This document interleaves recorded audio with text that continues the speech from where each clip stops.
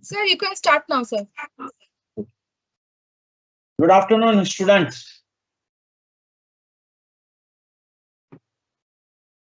Today we are going to take first session for this paper 7 new syllabus. The exam is supposed to be conducted in the month of December 2023. This is the second exam for your new syllabus, and all of you are aware about that. Paper 7 has drastically changed.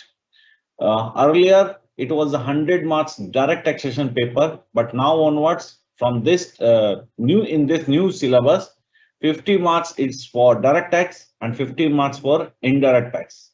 Moreover, more or less syllabus for direct tax remains same.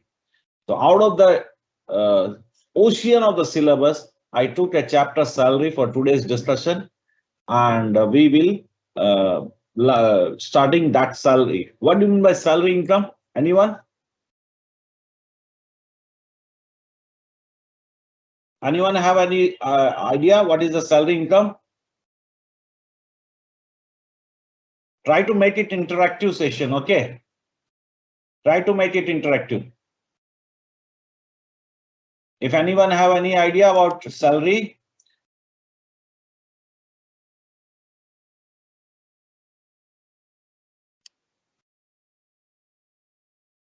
Okay. Good afternoon. Two criteria. If two criteria are satisfied, then whatever you are earning shall be taxable under the head salary. Number one, there should be employer-employee relationship between payer and payee. And number two, the payment has been made in that capacity only. The payment should be made in that capacity only. That means there are two features which are required to be satisfied, two criteria which are required to be satisfied. The relationship between payer and payee should be of employer and employee, and number two, the payment should be made in that capacity only. If these two criteria are fulfilled, then in that situation, whatever you are earning is treated as a salary. Since it is a first session and we have limitation of the session for paper 7, we will go in some jet speed.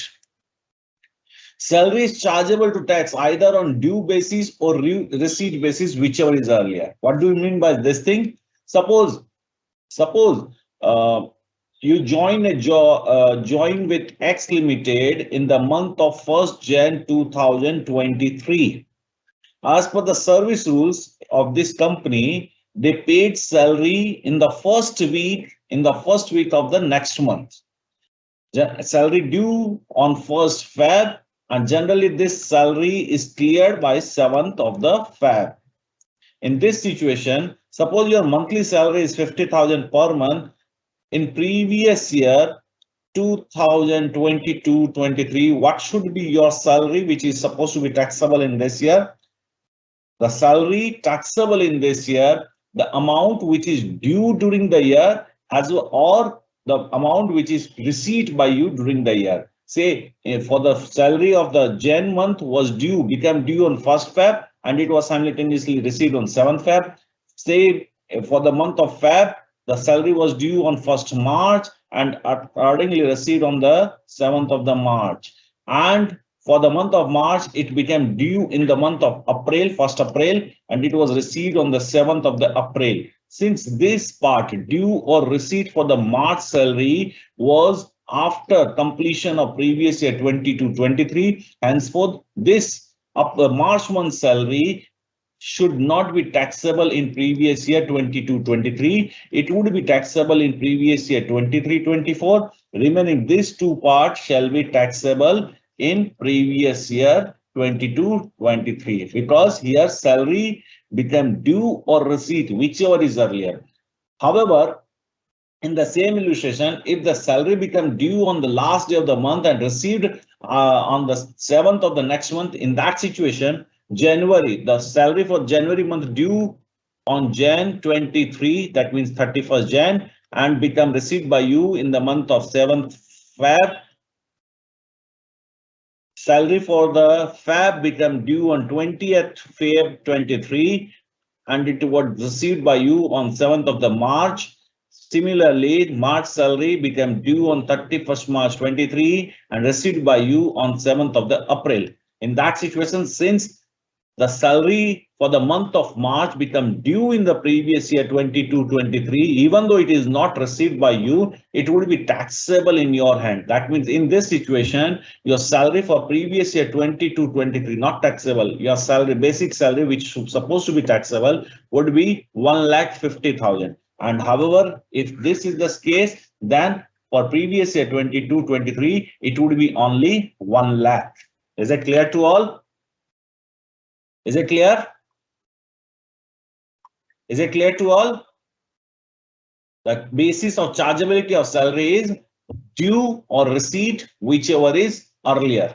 However, once it is taxable on due basis, further on receipt basis, it should not be taxable. Now, let me know that is the advance salary received by you. Advance salary received by you, is it taxable? Suppose for the month of April, you received as advance in the month of March. That means you got advance salary in the month of March. Then it would be taxable in the previous year 22-23 or in the previous year 23-24. Please. If you got salary, advance salary for the month of April 23 in the month of March 23, then in which year it would be taxable?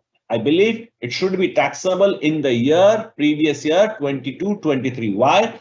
Even though it is not due, but since it is received by you, due or receipt, whichever is earlier, that means it is received by you in the previous year 22-23. It should be taxable in the previous year 22-23. Is it clear? Clear to all? Make it interactive. Use your question and answer chat, question and answer features in the Microsoft Teams. Is it clear to all? Very good. Now, place of accrual of salary. If SSC, which is salary which is received in India or which is earned in India, shall be taxable in hands of all SSC. Even though you are a foreigner, foreign national, and you are getting salary from here for working here in India, it would be taxable in India. Even though you are a NRI, even though you are non-resident, even though you are foreign national, if you are getting salary for working in India, it would be taxable in India. Further, if salary paid to government employee being citizen of India, then it would be taxable in India. Then it would be considered as salary earned from in India, even though whatever with the place of work you have, but it would be considered as salary earned in India.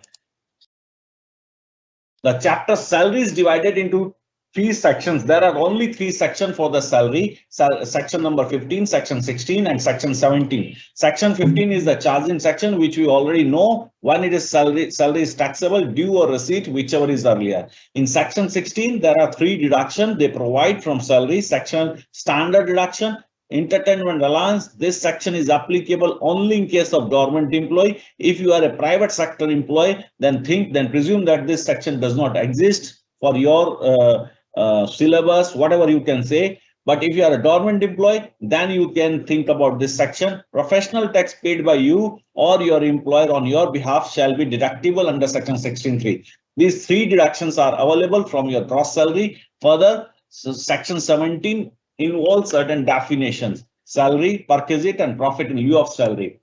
The component of salaries are basic salary, allowances, retirement benefit. The chapter salary is divided into several components. We are supposed to understand each and every component separately. The tax treatment of each and every components are different. So we are supposed to learn about what are the tax treatment of different type of components: basic, allowances, retirement benefits, perquisites, provident funds, and others. Now, first of all, basic salary. Whatever be the situation, basic salary shall be fully taxable. It would be fully taxable. DNS allowance, DNS pay, fully taxable. Sometime in your illustration, it may be mentioned that you are getting DNS allowance or DNS pay of rupees 10,000 per month. Out of this, say only 40% forms part of retirement benefits. What does this mean? Is it only 4,000 per month shall be taxable? Is it number A option 48,000 on account of DA would be considered as a taxable DA? Or option number B, is it only 1,20,000 shall be taxable as a DA? What is your opinion? A or B? A or B? Fast. A or B? What should be the quantum of taxable DNS allowance in this situation? A or B? You are getting 10,000 per month as a DA. In bracket, it is mentioned that only 40% of DA forms part of retirement benefit. In that situation, what should be the amount of taxable DNS allowance? Is it 48,000? That means 10,000 into 40%, that comes to 4,000 into 12, 48,000. Or it is 1,20,000, 10,000 into 12. Only I got one answer. Anyone? Any other? Okay. One is A. Someone is mentioning as B. Be careful, student. Be careful, student. It should be B. 1,20,000 should be entire DA should be taxable. Then what is the importance of this line? The importance of this statement does not involve, does not differentiate the tax treatment of DNS allowance. It would be used while computing the meaning of salary for the purpose of different retirement benefits like gratuity, like leave encashment, like valuation of rent-free accommodation, etc. However, DNS allowance or DNS pay itself is fully taxable. That means 1,20,000 entire amount shall be taxable. This would not be taxable. However, for the purpose of computing salary for different purposes, for example, gratuity, for example, leave encashment, for example, rent-free accommodation, valuation of rent-free accommodation, etc., the DA, this 48,000 should form part of the salary. That does not mean, this statement does not mean only 40% shall be taxable. Is it clear? Now, commission, fee, bonus, fully taxable. Now we are coming to retirement benefit.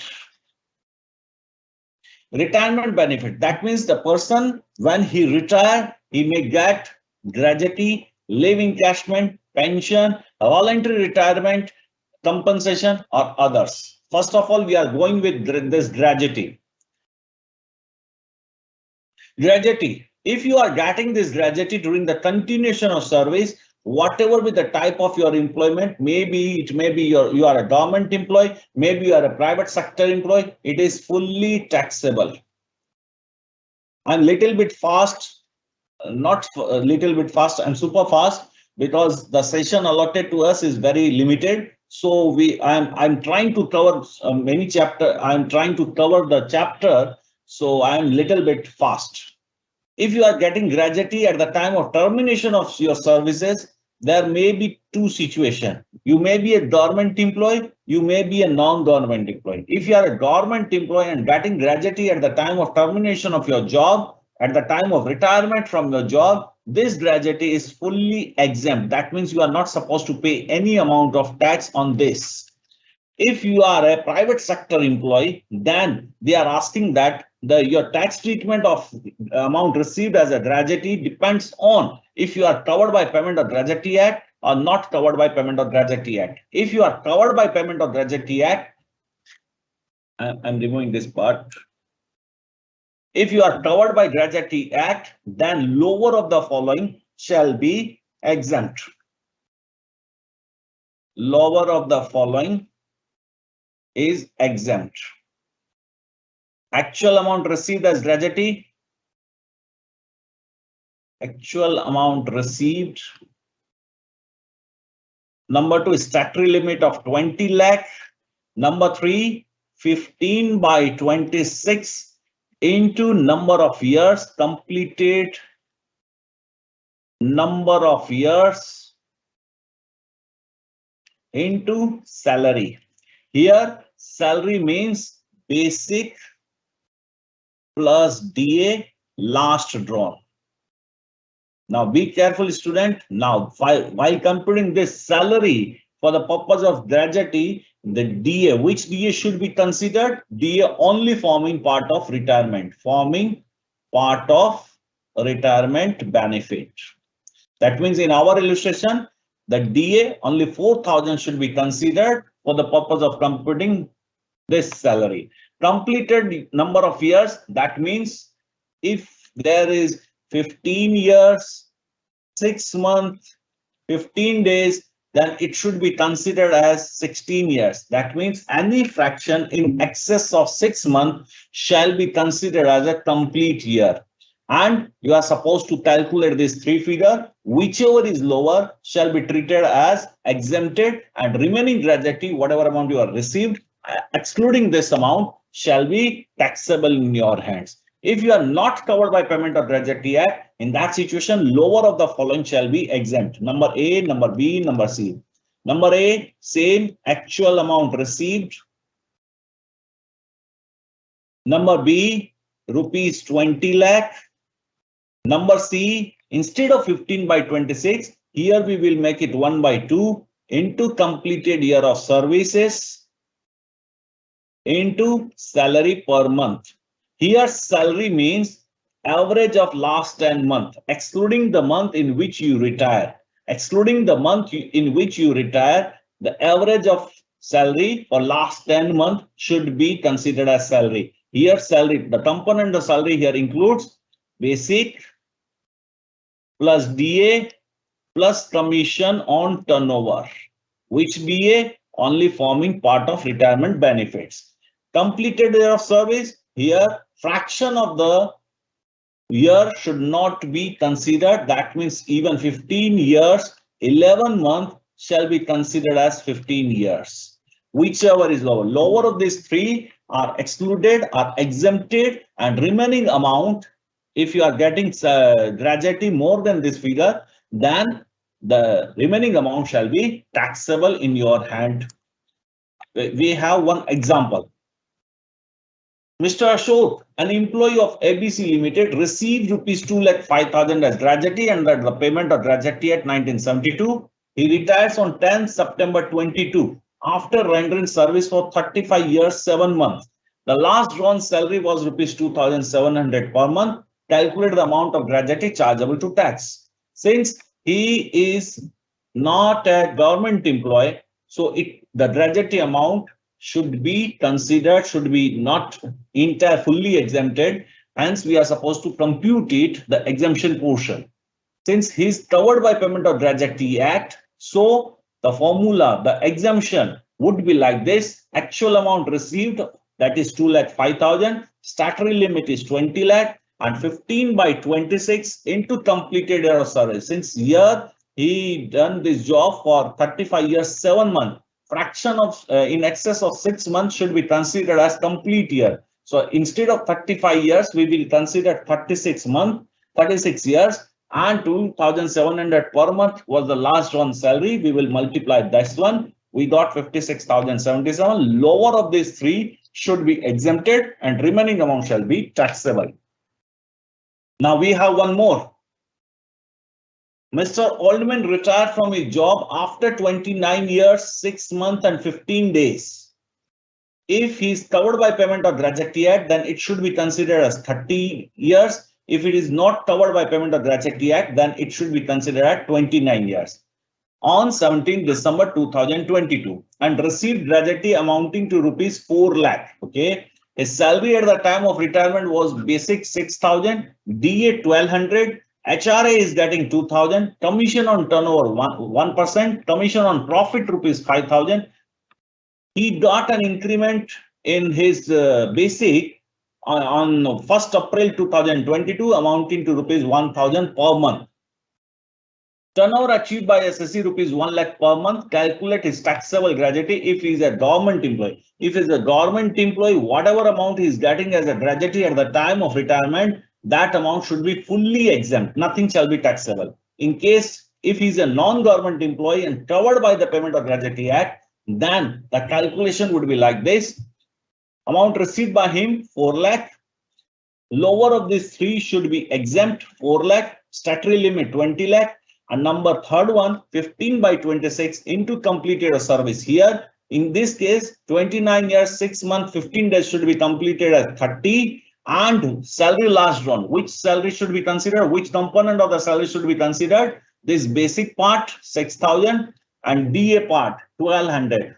This house rent allowance commission should not be considered while if you are covered by Payment of Gratuity Act while doing this calculation. So 6,000 plus 1,200 comes to 7,200. While calculating this, we got 1,24,615. Lower of these three should be exempt. That means 124,615 is exempt. Remaining amount 2,75,000 shall be taxable. If he is not covered by Payment of Gratuity Act, in that situation, up to this portion, all things remain same. Only we are supposed to change this one. Instead of 29 years, 6 months, 15 days, we will consider this as a 29 years. Instead of 15 by 26, we will make it 1 by 2. And salary, average salary for last 10 months, we are supposed to calculate. For the purpose of calculation, the salary for this 17th December, that means for the month of December, we should ignore. That means November should be considered as a full 10th month, and accordingly we will calculate your salary for the month of November 6,000, DA 1,200, and commission was 1,000, 1 lakh into 1%. This is the turnover achieved by him on monthly basis, and he is getting 1% as a commission. So 1,000. The salary structure remains same till April. From March, in the month of March, his basic salary was 5,000. Why I calculated considering this 5,000? Because the information regarding his increment in basic salary in the month of April was given. It was given that in the month of April, his basic salary was increased by rupees 1,000. So can I presume that in the month of March, his basic salary was 5,000, and accordingly in the month of Feb 5,000, I calculated the entire amount. The average of this, I know everyone know how to calculate average amount. We got 8,000. So putting this 8,000 in this statement, we got 1,16,000. Lower of these three should be exempt. That means 1,16,000 should be exempt, and remaining 2,84,000 shall be taxable. Is it clear to all? Is it clear to all?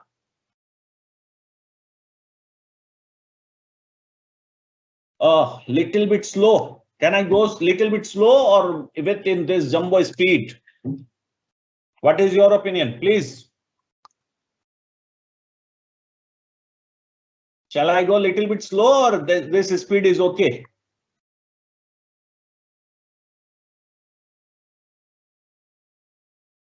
Please respond.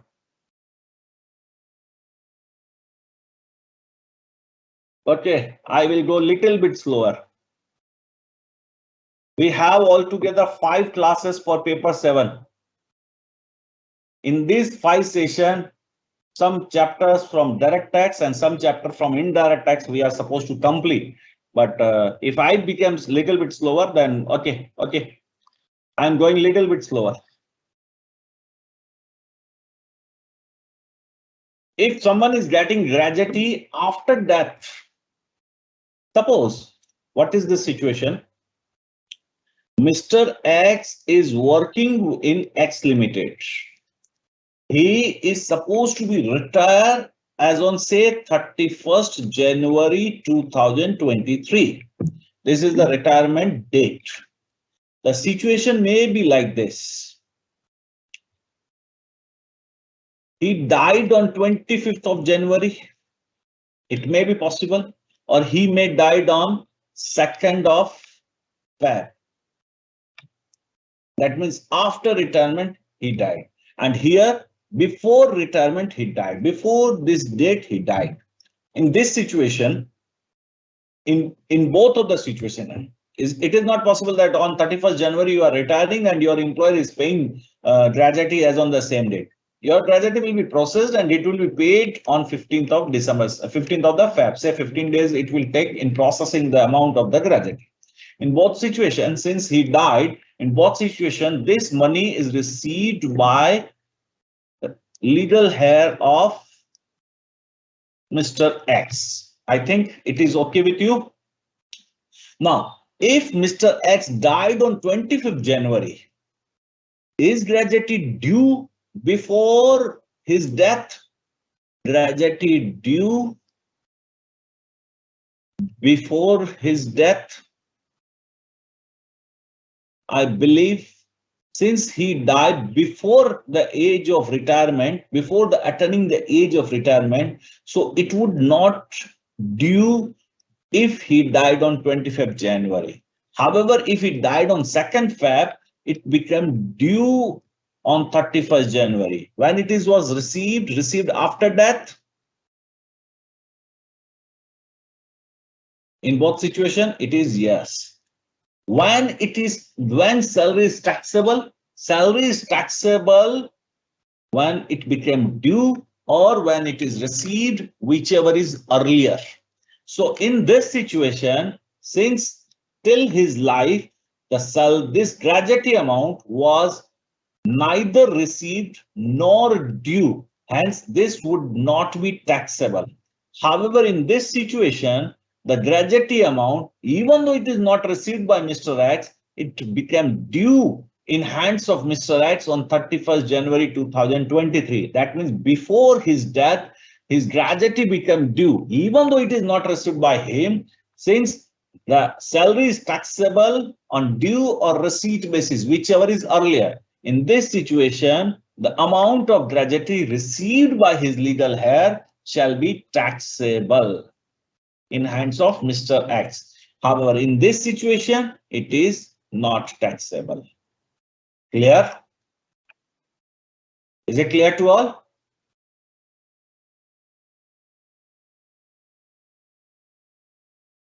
Is it clear to all?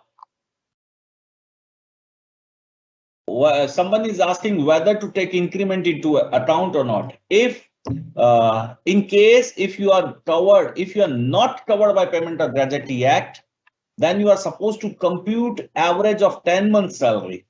If your increment is within this 10 months, then you are supposed to consider. Otherwise, you are not supposed to consider. Here.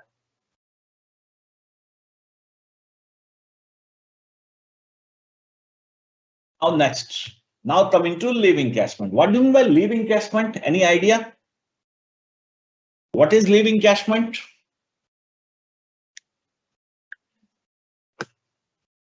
What do you mean by leave encashment?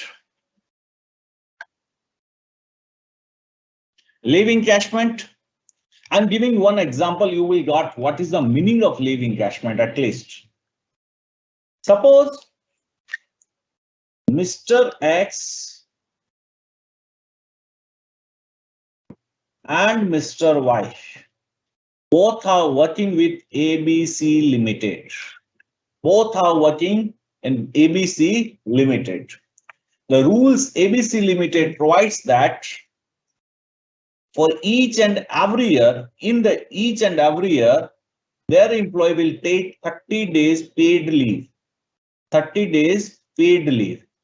That means if you are on leave for 30 days during the previous year, your company will not deduct any part of your salary.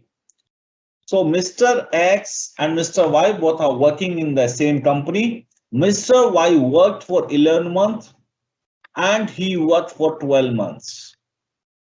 Say his salary for both of them are 50,000 per month. He is getting 50,000 into 12. So he is getting 6 lakh.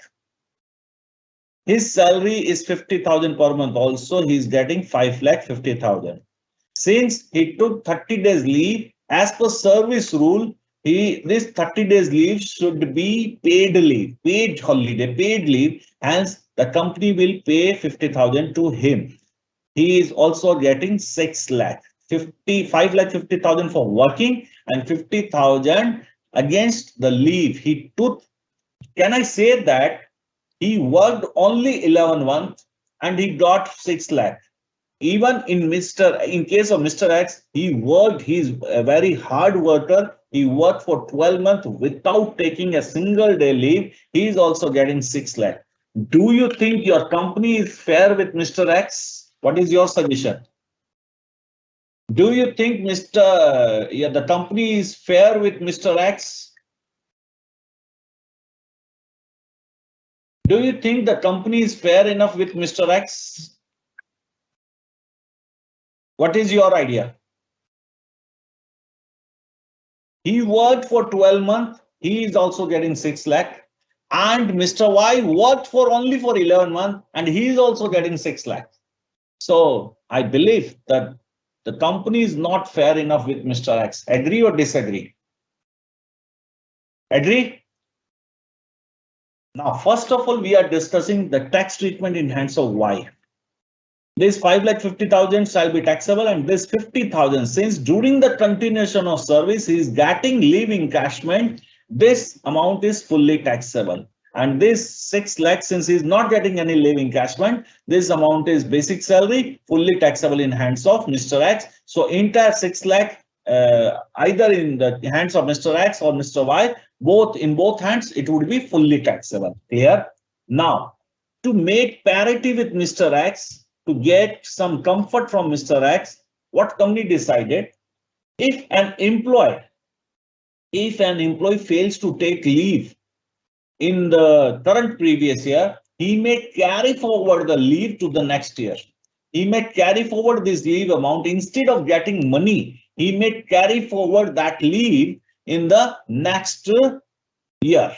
So Mr. X did not avail any leave during the current year. So in the next year, he will take 30 days leave for the next financial year plus 30 days of the carry forward leave. That means altogether he is eligible for 60 days leave in the next year. If he worked for 10 months only, then also their employer will provide salary for 12 months. So in this situation, Mr. X gets some benefit equivalent to Mr. Y. Unfortunately, Mr. X did not take all this leave and his retirement age are there. At the time of retirement, in the year of retirement, he have 20 months leave in his credit. 20 months leave in his credit. And he retire. In this position, he retire. So what is the fate of this 20-month leave? Up to now, he is not required any leave since he is retiring. So what is the fate of this 20 month?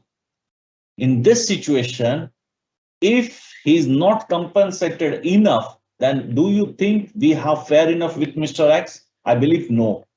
So for this 20 months leave credit in his account, what the company will do, he will pay some encashment, some cash, some money to him against this credit. This is known as leave encashment at the time of termination of job.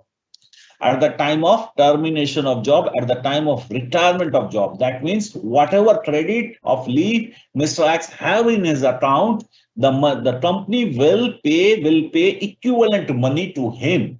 In that situation, if he's a government employee, this 20-month leave, encashment of this 20-month leave is fully exempt, not taxable. However, in case of other SSE, it would be exempt subject to certain riders and remaining amount shall be taxable. How much money is exempt? Lower of these four shall be exempt and excess amount shall be taxable. Suppose Mr. X got 5 lakh as a leave encashment. Mr. X got 5 lakh as a leave encashment in the year in which he retired. The lower of these four, this means 5 lakh, actual amount received 5 lakh, statutory limit 3 lakh. This statutory limit of 3 lakh has been enhanced to rupees 25 lakh by Nirmala Sitharamanji, the Finance Minister, by Finance Act 2023. The notification is also there. So this figure should be considered as 25 lakh. 10 months average salary. For computing this 10-month average salary, salary here means basic plus DA plus commission on turnover. However, for the purpose of computing this 10-month, the date on which he retires should be considered. That means if he retire on 17th December, then up to 17th December, the last date of the 10-month average salary should be 17th December. And number D, little bit tricky, that suggests that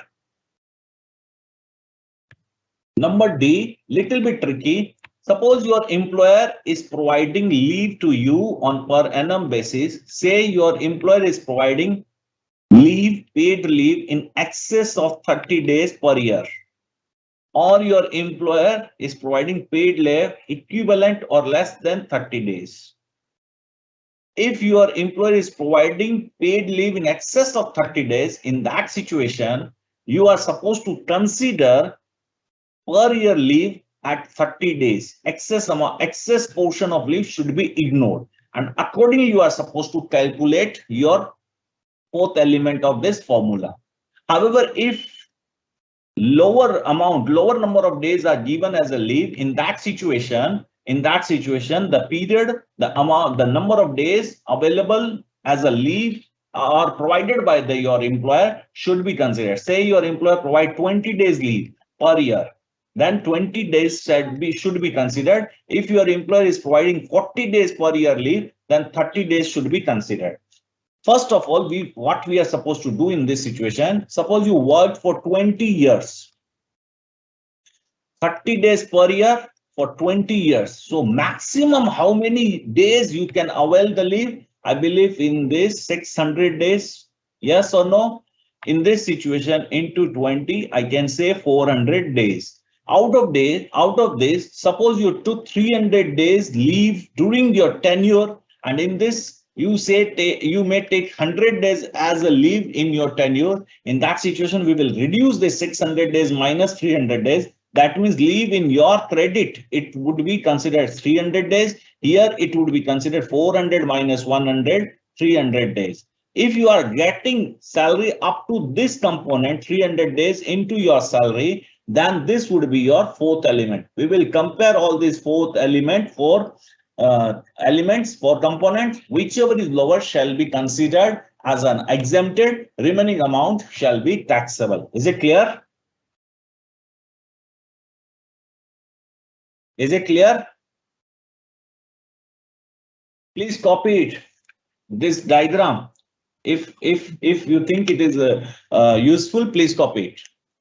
What we done for point number D, if your employer is giving paid leave in excess of 30 days per year, that means 1 month per year, then consider 30 days as a number of leave granted by your employer, multiply by number of years you worked.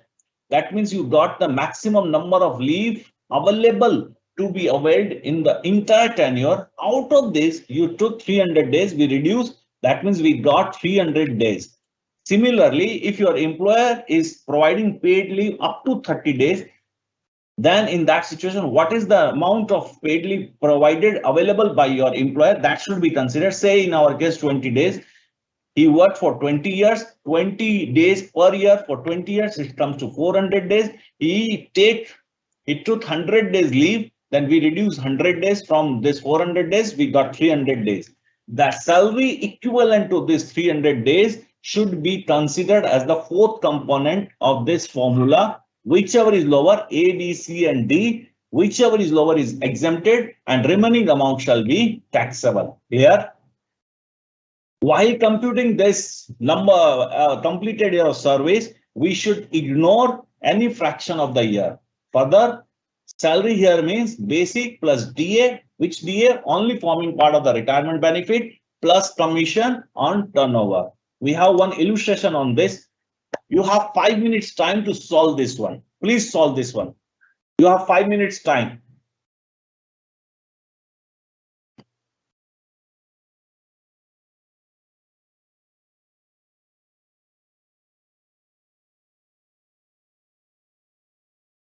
You have 5 minutes time to solve this one.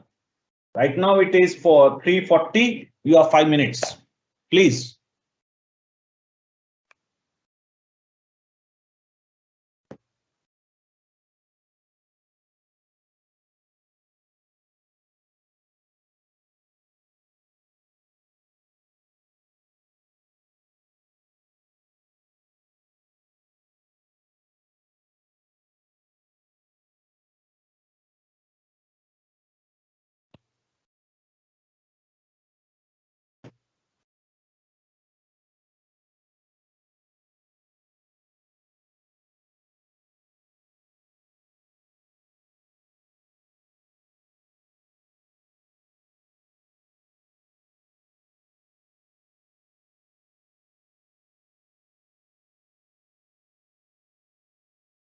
Done?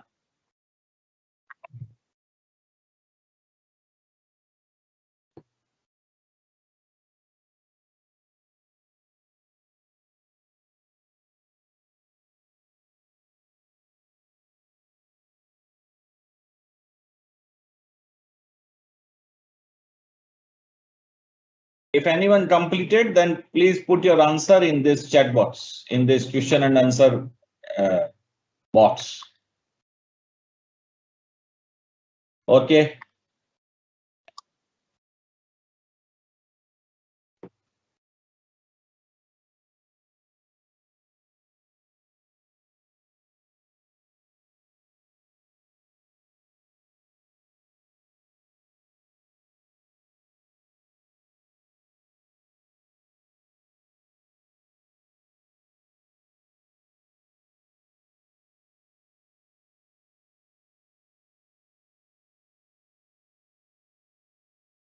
Anyone completed?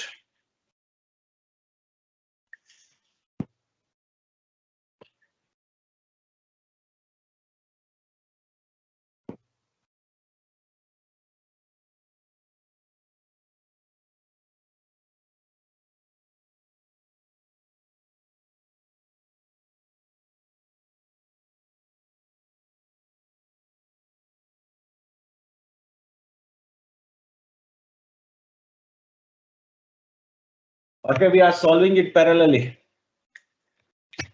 Mr. Bhanu is working in Zebra Limited since 25 years, 9 months. Company allows 2-month leave for every completed year of service to its employee. Okay, fine. During the job, he had availed 20-month leave. At the time of retirement on 10th August 2022, he got rupees 1,50,000 as leave encashment. As on that date, his basic salary was rupees 5,000, DA was 2,000, commission was 5% on turnover plus 2,000 per month fixed. Turnover affected by the SSC during last 10 months evenly, it was 5 lakh. Bhanu got an increment of rupees 1,000 from 1st January 2022 in basic rupees 500 and in DA. Okay, 1,000 in basic and 500 per month in DA. Compute is taxable leave encashment salary. First of all, 25 years, 9 months. Fraction should be ignored. So can I say that completed year of service is only 25 years? Fraction should not be considered. Number 2, his average salary. He retired on 10th of the August 2022. So for the month of August, 10 days. July complete, June, May, April, March, Feb, Jan, December, November, and if I took 21 days from October, then can I say this is the entire 10 months? This is the 10-month period.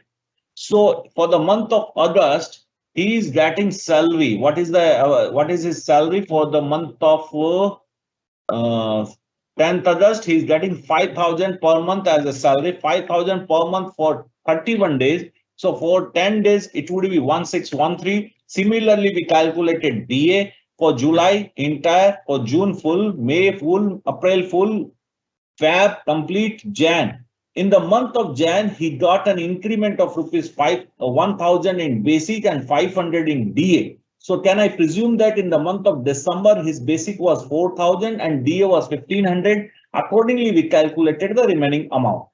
Commission. he is getting 5% commission on turnover during the previous year. In the last 12 months, he achieved turnover of rupees 5 lakh evenly. So it 5 lakh into 5% was his commission amount. Since this is for 12 months, for 10 months, pro rata we solved, his commission for 10 months should be 20,833. Altogether, we find out the average salary 8,682. Is it clear to all? Is it clear to all? Now, leave encashment, he is getting 1,50,000. Actual amount, lower of the following should be exempted. First component, actual amount received, statutory amount 3 lakh. Now you may consider as a 25 lakh. 10 months into average salary. 10 into 8682, that comes to 86,820. Now for this component, his employer is providing 2-month leave salary. It is more than 30 days, more than 1 month. So we will consider 1 month as his leave per year. For how many years he worked? He worked for 25 years. So altogether, he is eligible, he is entitled for 25 months leave. Out of this, he availed 20 months leave. So I reduced 20 months. We got 5 months into our salary 8682. So the amount 43,410. Lower of this 4 should be exempt. 43,410 is exempt. Remaining 106,590 should be taxable. Is it clear? Is it clear? Is it clear to all? Is it clear to all? Shall I give you an alternative situation? Now try to solve this one. How shall your answer differ if the assessee had taken 2-month leave instead of 20 months during his continuation of job? In this situation, what happened? He is entitled for 25 months leave minus 2 months he has taken during his tenure. That means 23 into salary per month, that is 8682. 8682. In this situation, I believe lower amount would be 86,822. That means 86,822 should be exempt and remaining amount shall be taxable. Yes, exactly the same thing. 86,820 should be exempt and remaining amount shall be taxable. Is it clear? One more situation. If in this illustration, his employer is providing 20 days leave, then what happened? Okay, we have another illustration. Leave it. We have another. Please try to solve this one. Please try to solve this one. This is little bit tricky. Please try to solve this one.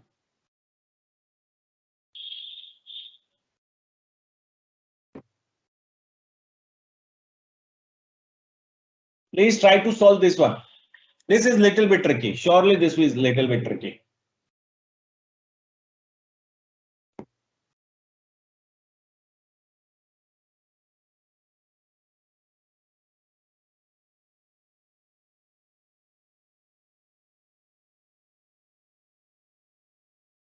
You have 3 minutes time.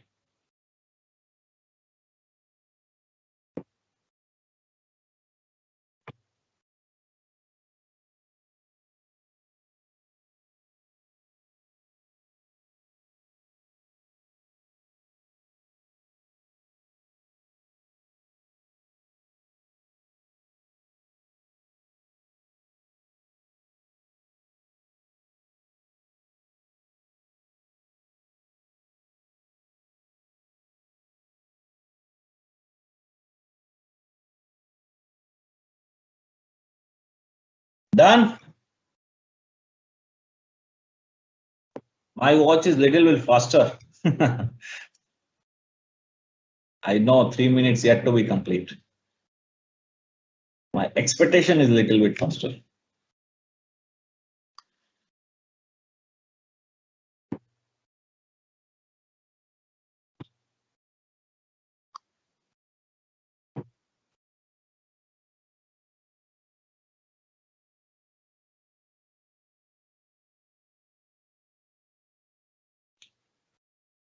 Someone is asking number of year of services is not given.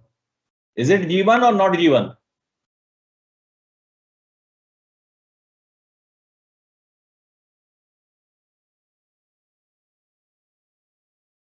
Number of year of services. Is it there or it is not there? Something mistake in this illustration, something is missing.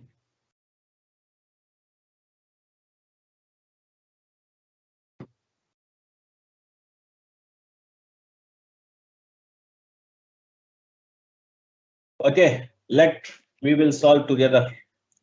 Mr. Das retired on 31st/3/2023. Very good. At the time of retirement, 18 months leave was linked to the credit of his account. That means at the time of retirement, he is eligible for 18 months cash against 18 months leave. He received leave encashment equivalent to 18 months basic salary, that comes to rupees 1,26,000.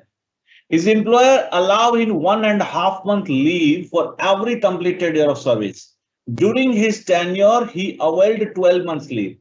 Can I say that 18-month leave is available at the time of retirement? During the tenure of his job, he availed 12 months leave. So can I say that if he had not availed this leave, so total leave in his account may be 30 months? Is it yes or no? His employer is providing leave for each completed year 1.5 months. Can I say that he worked for 20 years? He worked for 20 years to get this 30 months leave credit? Yes or no? Is it available or not? Is it given? You are supposed to calculate it. This is there. 20 years. He worked for 20 years so that he is eligible 30 months leave. Out of these 30 months, he took 12 months leave during the tenure so that 18-month leave is available at the time of his retirement. Is it okay or not? Yes or no? Reply, please reply.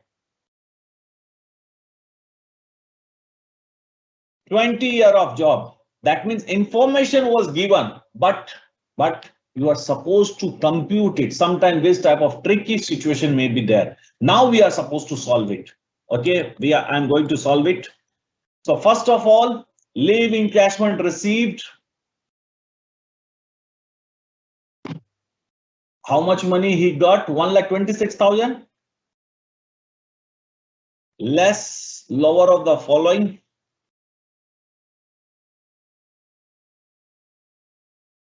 Number A, actual amount. That is 1,26,000. Number B, statutory amount. We will consider 3 lakh. But you may give a note that this limit has been increased up to 25 lakh. Number C, 10 months average salary.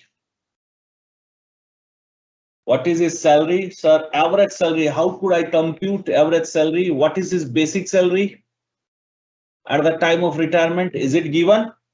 Sir, basic salary per month is not there. Is it there? Basic salary per month? Basic salary per month, is it there? Yes, it is there.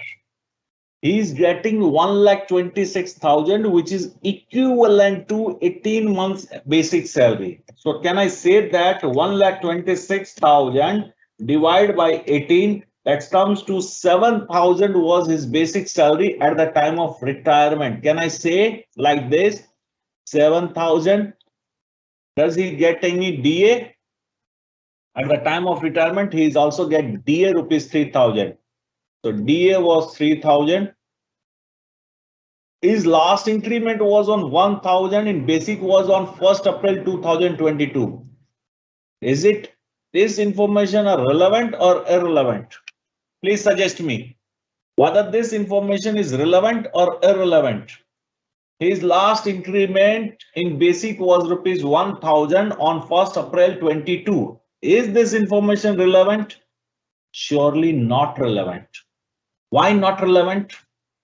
Why this information is not relevant? This information is given only to confuse you. This is not relevant because he retired on 31st March 2022. Within 10 months, last 10 months, does any increment? No, there is no increment in last 10 months. April, in the month of April, he got increment. In the last April, he got increment, which is beyond the period of 10 months. So this information is given only to confuse you. We will not consider this part. Okay, clear? Now I believe it is simple illustration. This one, 126, 3 lakh, 1 lakh, and leave. He is entitled for how many? 20 years, 20 months leave, but he took out of this 12 month. So altogether, 8-month leave is there into 10,000 per month. That comes to 80,000. Whichever is lower, that means 80,000 is lower. Remaining amount should be taxable. How could I derive this 20 years? At the time of retirement, 18 months leave is there. During the year, he took 12 months leave. 18 plus 12 comes to 30 months leave. If he did not took any leave during his tenure, he is eligible for 30 months leave. His employer is providing 1.5 month leave for each completed year of service. Divided by 30 months divided by 1.5. That means to get this 30 months leave, as per their employer rule, he is supposed to work for 20 years. Okay, clear to all? Clear to all? Clear to all? Someone is typing answer to my question like irrelevant, but someone will read it. He may consider the class is irrelevant. The class is relevant. I'm again clarifying this. The class is relevant. The information which is given in the illustration was irrelevant to solve this illustration. Okay. Number next. Similarly, leave salary paid to the legal heir shall be taxable or not taxable according to the rules which we discussed while in the case of gratuity. Now come to pension. Pension. You may get pension in uncommuted form, that is on monthly basis, or you may get pension on commuted form, that means lump sum, or sometime partly in uncommuted way and partly in commuted way. Uncommuted pension, if you are getting on monthly basis, that will be fully taxable in hands of all employee. Even though you are a government employee or non-government employee, uncommuted pension received by you shall be fully taxable. Regarding commuted pension, if you are a government employee, it is fully exempt. We'll make it on upper side.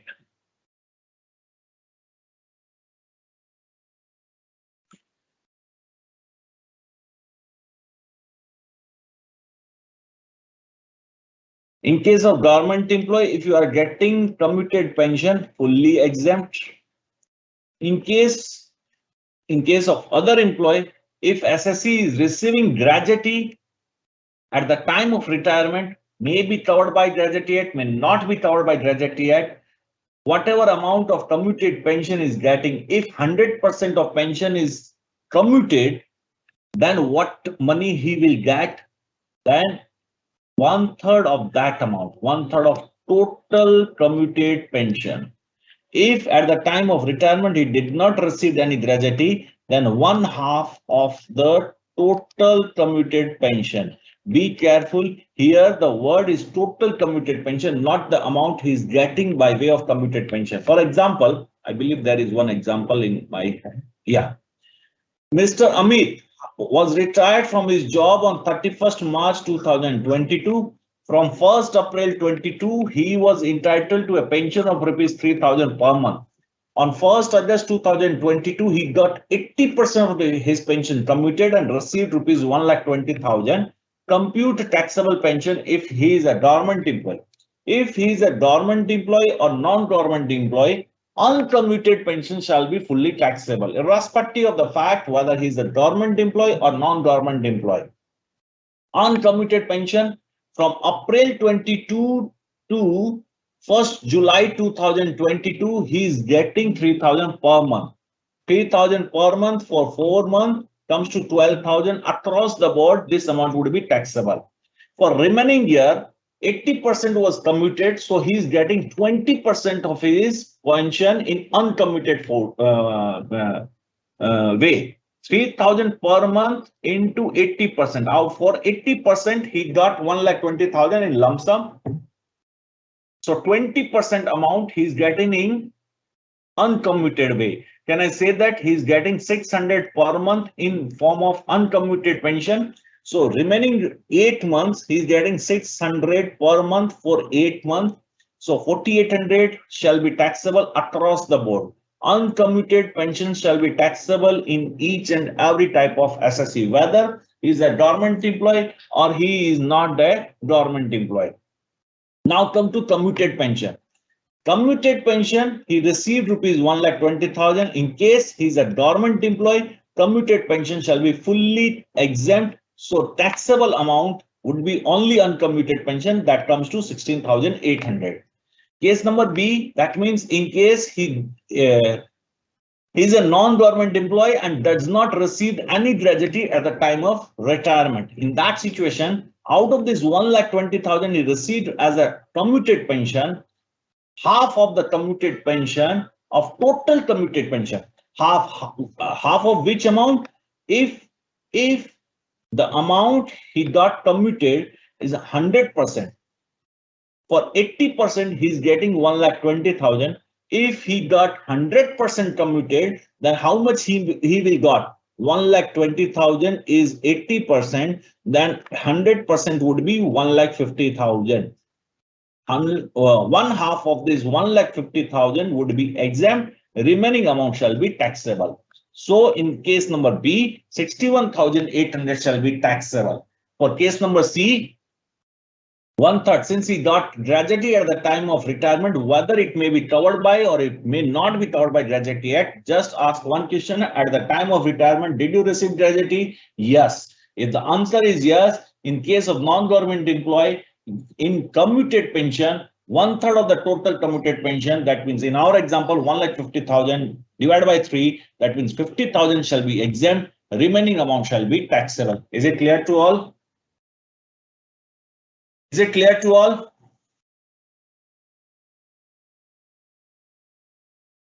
I know. Rajaji, I know. Now comes to retirement compensation, retrenchment compensation. What is retrenchment compensation? You are working in a factory and you are fired, you are retrenched. In that situation, minimum of the following, and you are getting some compensation for being retrenched. Minimum of this following shall be exempt, that is whatever amount you received as a retrenchment compensation, rupees 5 lakh, or any amount calculated as per Industrial Dispute Act, which is equivalent to that is 15 days average pay, 15 by 26, which we know that thing. Lower of these three should be exempt, and in excess of this amount shall be taxable. However, if the compensation is given or as per a scheme approved by the central government, then nothing shall be taxable. Number next is voluntary retirement scheme. Compensation received at the time of voluntary retirement. If two conditions are fulfilled, then only certain exemptions are available to you. Otherwise, nothing shall be available. Two conditions. Number one, you are the employee of some specified employer. What is the meaning of a specified employer? These are the specified employer. I believe some big names are there. Company, that means you are a registered employer, is registered as a company.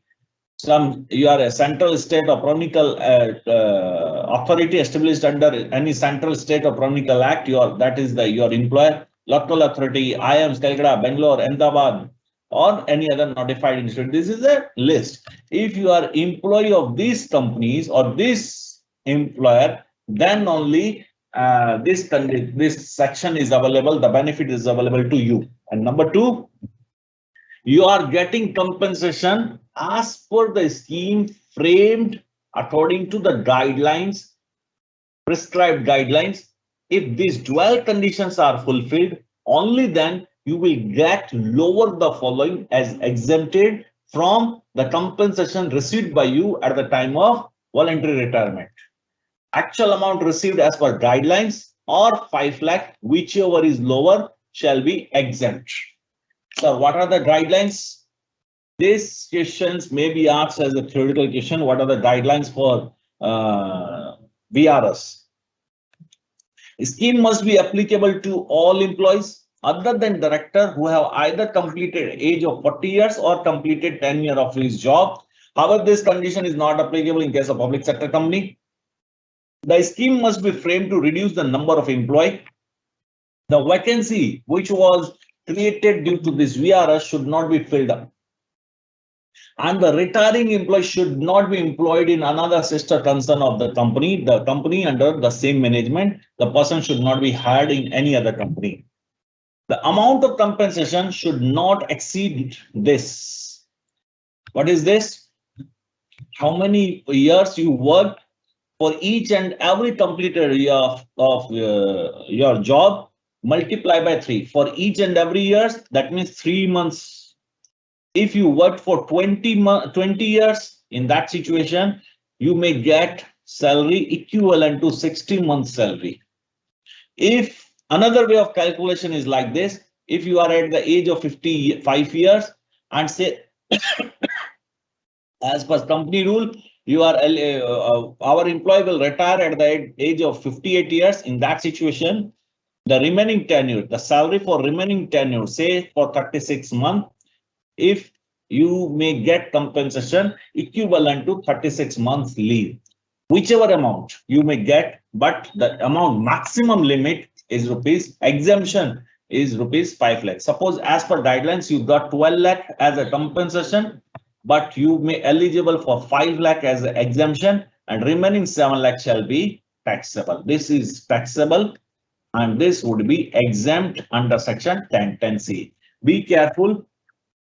हम प्यार एक बार करते हैं, मरता एक बार है, and compensation voluntary retirement भी एक ही बार मिलता है. Once you got the benefit under this section 1010C, you will not get never got the benefit under this section 1010C again. That means this is one-time experience. Once in life of an assessee, you will get the benefit under section 1010C. Is it clear to all?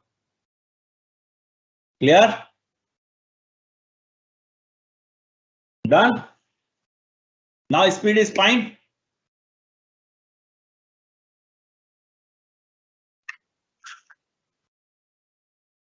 Now speed is fine.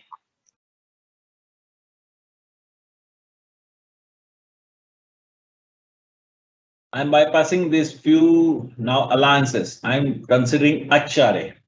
What do you mean by house rent allowance? Lower of the following is exempt.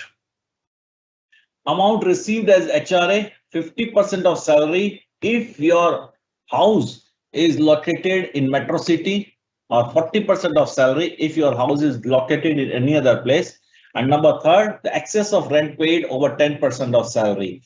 Lower of these three things should be considered as an exempted HRA. Remaining amount shall be taxable.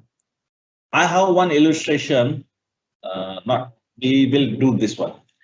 You have 2 minutes time to solve this one. Please do it.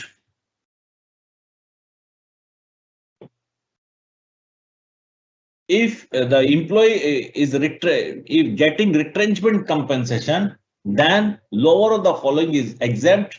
Amount received as retrenchment compensation. Number 2, 5 lakh. Number 3, compensation calculated as per Industrial Dispute Act. Lower of these three components shall be exempt, and in compensation in excess of this amount should be taxable. Clear? You have 2 minutes time to solve this one.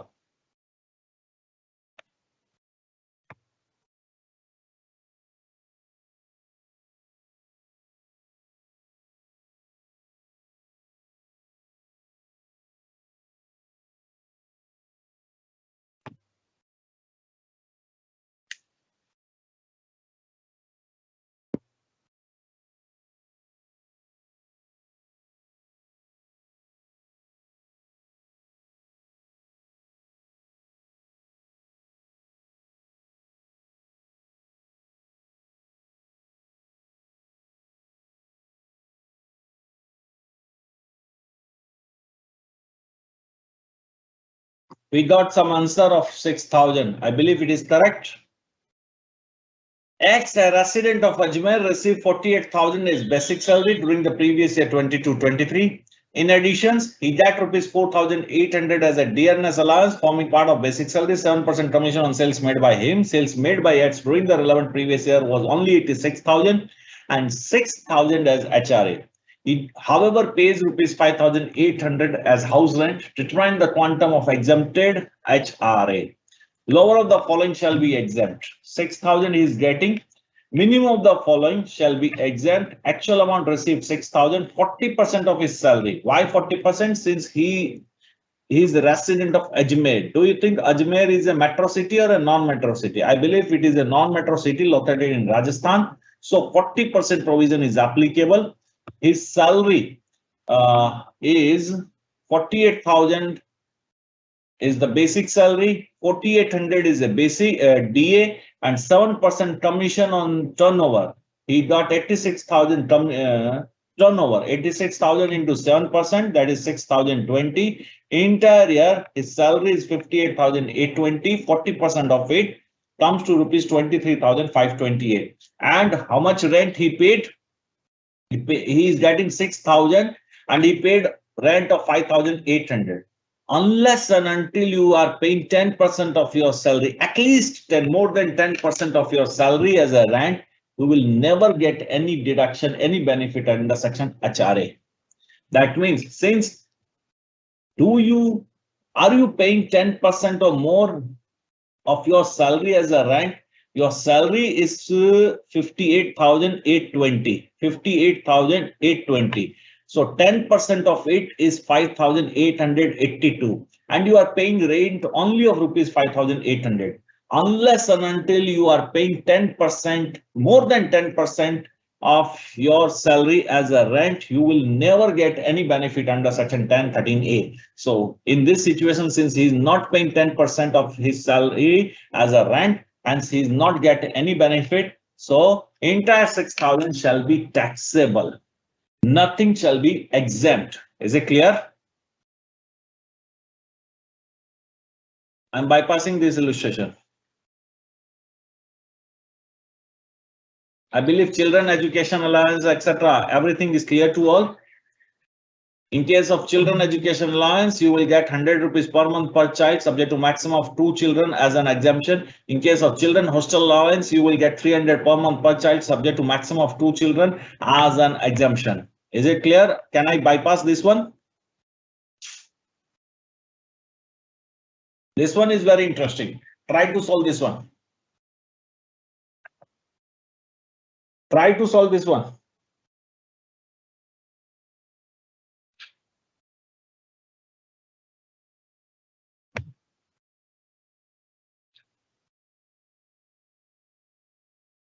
One minute time you have.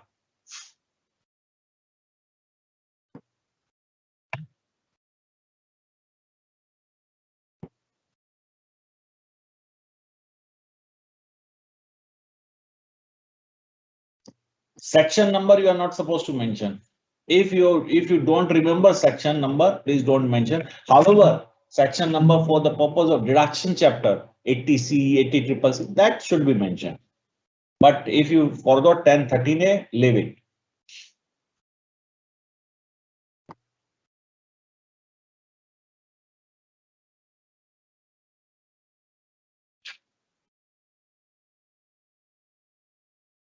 Done.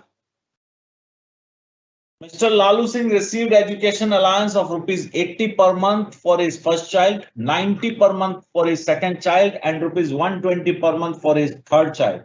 So how much is getting? 80 plus 90 plus 120. Can I say that it is comes to 290 into 12? Altogether, he is getting children education allowance of rupees 3,480. Out of this, 100 rupees per month per child, subject to maximum of 2 kids, 2,400 should be exempt, 1,080 should be taxable. Please vote. Is it correct or incorrect? Correct or incorrect? Choose option A, choose option B. Please. Is it correct or incorrect?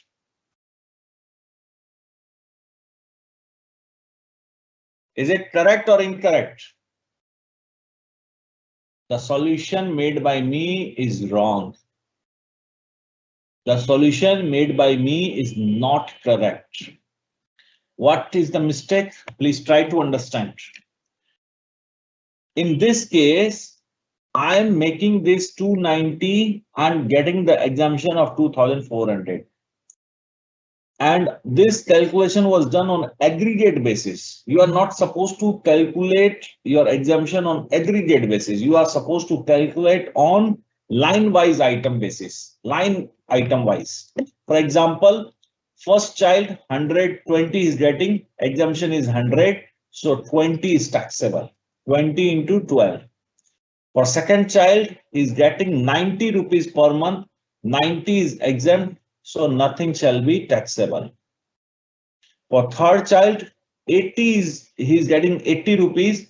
Since two kids are already, we got the benefit for two kids. So nothing is exempted. Entire 80 shall be taxable. So this would be 240 and 80 into 12. That means 12 into 80. 12 into 80.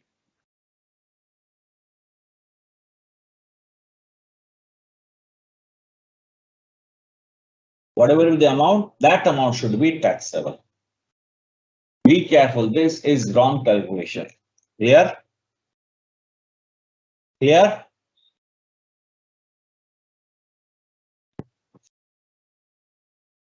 Now it is correct. Now it is correct.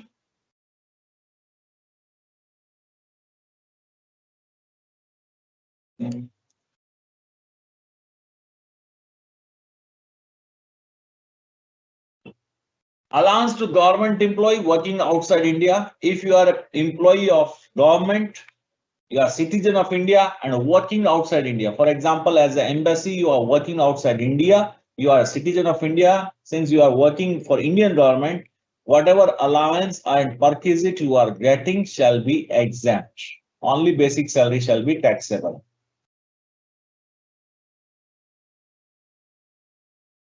Now comes to perquisite. I'm straight going to valuation rules. I'm bypassing all these things. Okay. I believe no, this is not an issue.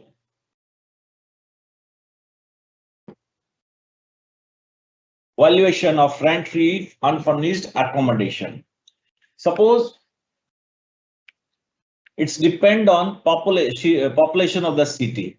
Suppose rent-free accommodation is provided by government. In that situation, license fee shall be taxable. If it is provided by if you are a non-government employee, in that situation, exemption valuation depends on the source in from which your employer is providing this rent-free accommodation. If it is from own sources, it may be hired by your employer. If it is hired, then 15% of salary or higher charges, whichever is lower, shall be your value of the perquisite. If it is owned by your employer, in that situation, it depends on the population of the city in where the facility is provided.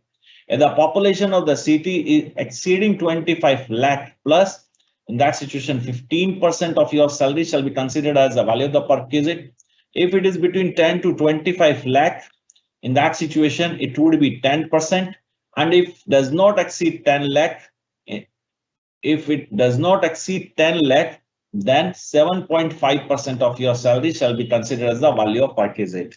Be careful, the notification regarding the new valuation rules for the valuation of this rent-free accommodation, which is effective from 1st September, is not applicable for your exam. Is not applicable for your exam. Whatever we are discussing, that valuation rule is applicable for your exam. Is it clear to all? Is it clear to all? Not studying in respect of children education allowance, if the kid is not studying, hardly matter. does not matter to us.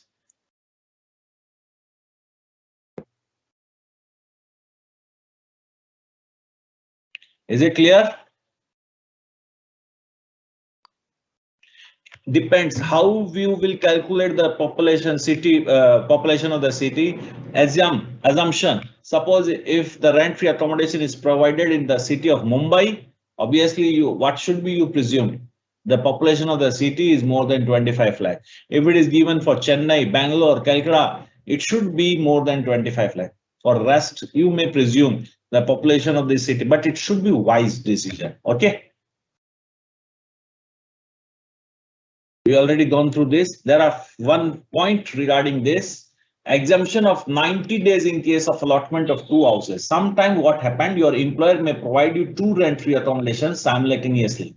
In that situation, for first 90 days, lower value, the house property, the rent-free accommodation which have lower value shall be taxable, and the remaining house property, the value of the house property, rent-free accommodation should not be considered. After 90 days, the value of both house rent-free accommodation should be considered.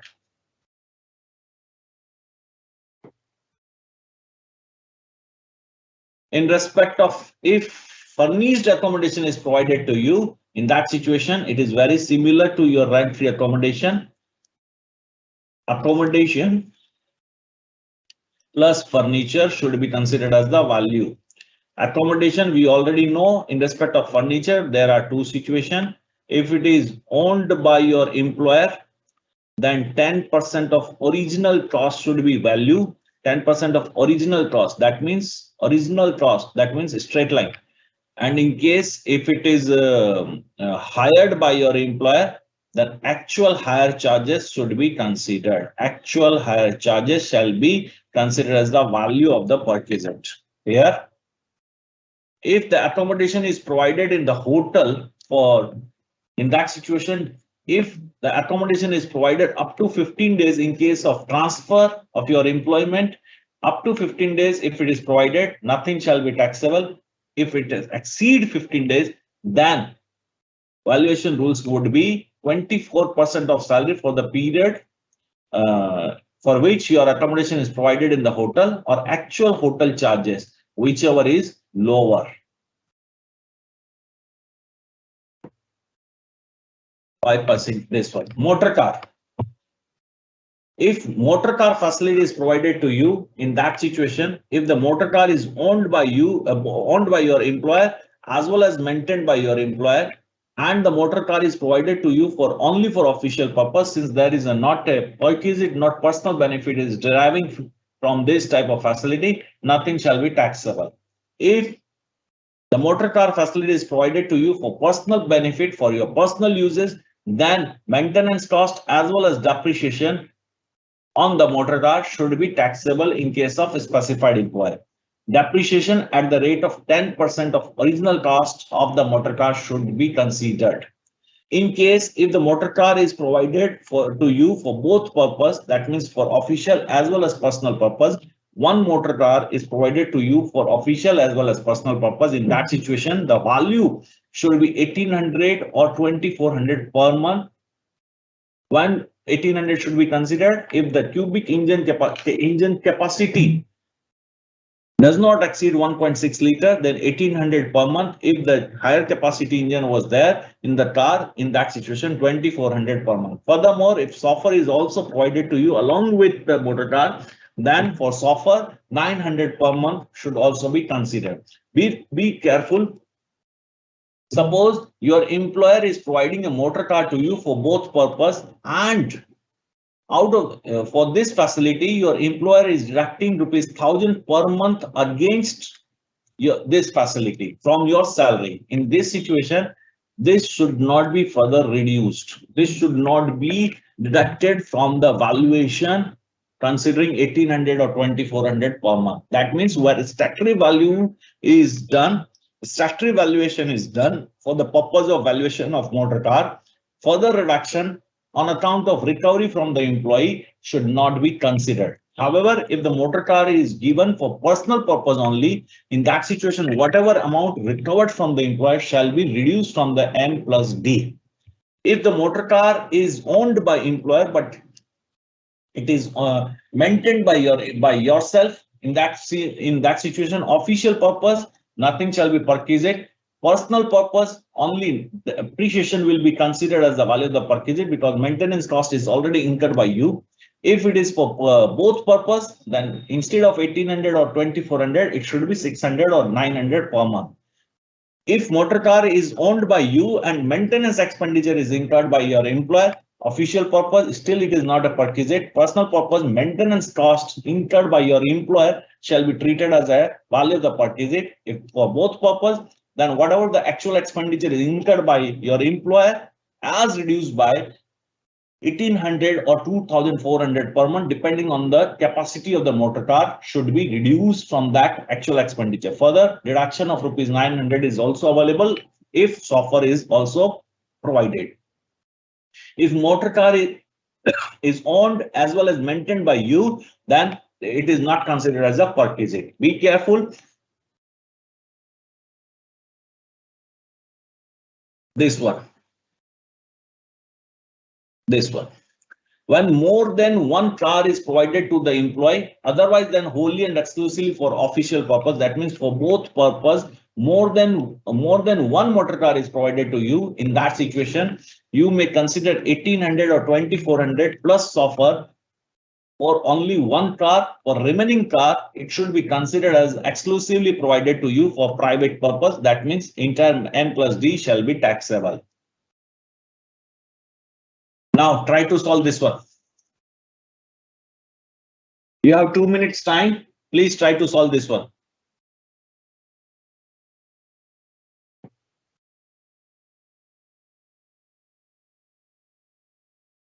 Shivali, which amount is less? Even after amendment, the amount are very less. Which one?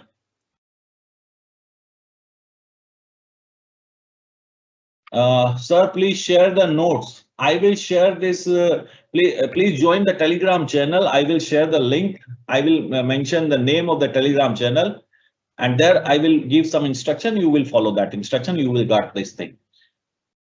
The channel name is taxation underscore Vikas underscore Mundra. Telegram channel.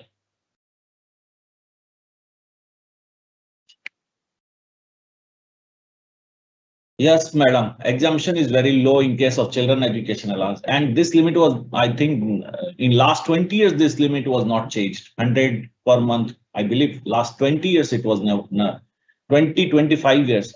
This limit was there. Okay, please solve this one.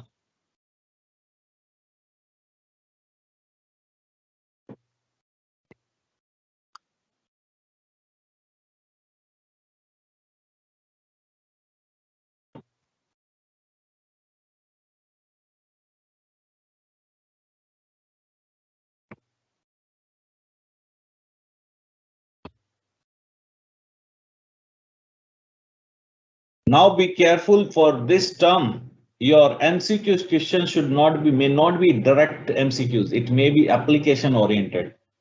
Okay. Be careful about this thing. It is not like this. 2 plus 2 equal to 4. What should be the answer? 4, 6 or 8 is given. No, this is not right. This should not be the way of asking MCQs. Some question may be application oriented. It may happen that your question may provide you certain information like number of days you resides in India, certain information regarding your income, and finally MCQ may be framed like this: in which return form you are supposed to file return of income. It may be idea 1, 2, 3, 4. In that situation, you are supposed to compute from very beginning what is the residential status of the assessee, what is his income, and accordingly you are supposed to consider in which ITR form. It may be ITR 1, 2, 3, which type of income he have. Accordingly, you may choose the correct answer. It should be application oriented. This is mere an example. Okay. Taxation underscore Vikas underscore Mundra.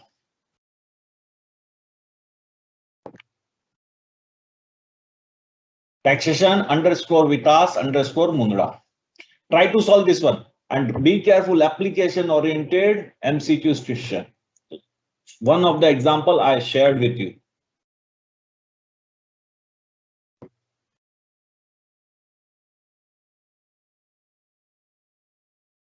Okay, we are doing it.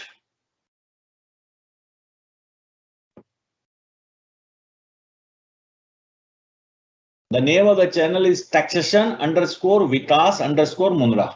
Okay, Sonam has been provided a car 1.7 liter by his employer Vikas Limited. The cost of car to the employer was rupees 3,50,000. Maintenance cost incurred by the employer is rupees 30,000 per annum. Software salary paid by the employer rupees 3,000 per month. Find value of perquisite for Sonam for 23-24 if the car is used for office purpose. If it is used for office purpose, this is not a perquisite. If it is used for both purpose, it is 1.7 liter car, henceforth 2,400 plus 900 into 12 should be considered as the value of the perquisite. If it is considered for personal use, in that situation, 3,55,000, 3,50,000 is the cost of the car, 10% of it is 35,000, and maintenance cost is 30,000. Altogether, it comes to 65,000. Out of this, plus software salary 36,000. Altogether, it comes to 1,01,000. Out of this, your employee is being charged 15,000 per month for such facility. 15,000 we should reduce. We got 86,000. Be careful. This 15,000 reduction should not be considered from this way.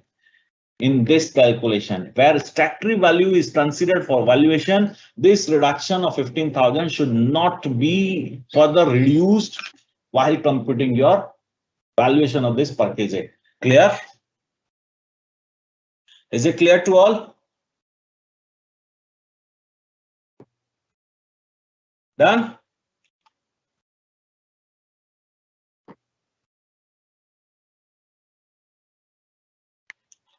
Now come to free domestic servant.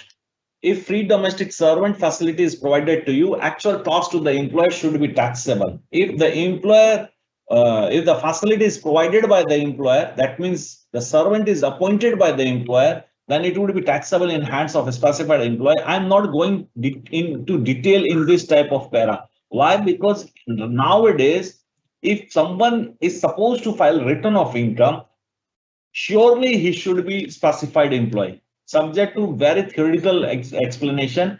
Then only he may, if theoretical example we will set, then there may be specified or non-specified employee. What is the meaning of a specified employee? 50,000 per annum income salary. If his salary income does not exceed 50,000 per annum, then he is not supposed to go through all these things. He is not supposed to file return of income. That's why I'm considering who is required to furnish the return of income. All are specified employees. I believe you should agree with me. Unless until very remote situation, he worked only for 1 month, like this is applicable. In that situation, you may say that he may not be specified employee. But ideally, in all the given practically, in all situation, all employees are specified employee if they are connected with income tax. If they are not a specified employee, they are not to do with this chapter. However, if rent-free accommodation, which is owned by employer, is also provided with a gardener, in that situation, gardener's salary for maintenance of this garden should not be taxable separately. Further, if rent-free accommodation, which is owned by employer, is provided with gardener facility, then gardener facility should not be considered as a perquisite in hands of employee. Here. Valuation of perquisite in respect of gas, electricity, or water facility. If the facility is provided from own sources, then manufacturing cost, and if the facility is provided from other agency, then prices. That means, in short, we can say that cost to company should be the value of the perquisite. Cost to the company, that is CTC, should be the considered as the value of the perquisite in hands of employee. Perquisite in respect of free education, if it is provided to employee, it is a mere training expenditure, nothing shall be taxable. If facility is provided to any other family member, one of them is child. If the facility is provided through an institution which is owned by the employer, and facility which is provided in other institution due to your employment with the employer, in that situation, if the facility is provided to the child, 1,000 per month per child is exempt. Be careful here, the restriction of 2 kids are not there. restrictions of 2 kids are not there. Just like children education allowance, unlike children education allowance, where maximum 100 rupees per month per child subject to maximum of 2 children was there, here the maximum of 2 kids, the limit of child are not there. In case of facility, the exemption is available up to rupees 1000 per month per child without restriction of any number of children. Facility provided this type of facility to any other family member, then whatever the cost to the company should be considered as the value of the perquisite. In case of reimbursement, entire amount, whatever the amount is reimbursed, should be considered as a taxable value of the perquisite. Valuation in respect of free transport. If the transport business, if your employer is engaged in the transport business, then whatever the amount charged from the public should be considered as the value of the perquisite. In any other circumstances, cost to company should be considered as the value of the perquisite. However, if you are the employee of railway and airlines, then certain free tickets are available to you being a part of employee of railway or certain airlines, then this facility is not taxable in your hand. Furthermore, journey between office and residence, that means pick and drop facility, is not taxable. Free loan or concessional rate of interest. If the amount of loan does not exceed 20,000, aggregate amount of loan does not exceed 20,000, then nothing shall be taxable. If the amount of aggregate amount of loan exceeds 20,000, then the interest which you are saving shall be treated as a value of the perquisite. How to compute interest? For the purpose of interest, they benchmark the rate of State Bank of India as on the first day of the previous year shall be considered as the benchmark rate of interest, and accordingly you are supposed to calculate the notional interest. You should reduce the interest amount which you paid to your employer. The difference amount should be considered as your perquisite value. Be careful. Maximum outstanding monthly balance. You are supposed to calculate interest on month-to-month basis. The balance lying on the last day of the month should be considered for the purpose of calculating interest for that particular month. Our medical treatment, loan for medical treatment should not be considered for this for computing of this perquisite. One more thing, if the medical loan is converted into private or personal loan, then this facility would be taxable. For example, one more thing, if suppose Mr. X took loan of rupees 30,000 for personal purpose, rate of interest for SBI on this personal loan is 15%. Could you tell me what should be the value of the perquisite in hands of Mr. X? Option number A, 15% into 30,000. 30,000 into 15%. That means comes to 4,500.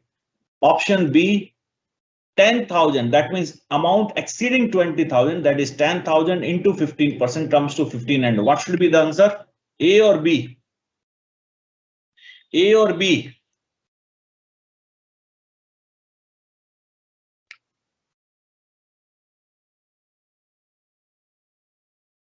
A or B? Is it 15% of 10,000 or it is 15% of 30,000?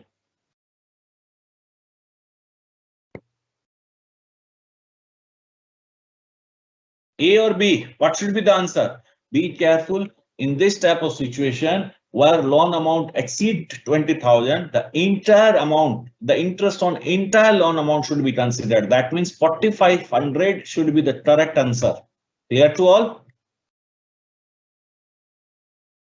Traveling, touring, holiday home expenditure, the cost to the company should be considered as the taxable perquisite in your hand. Valuation in respect of free meals, here tea, snacks facility, non-alcoholic beverages provided to you in the office during the office hour, nothing shall be taxable.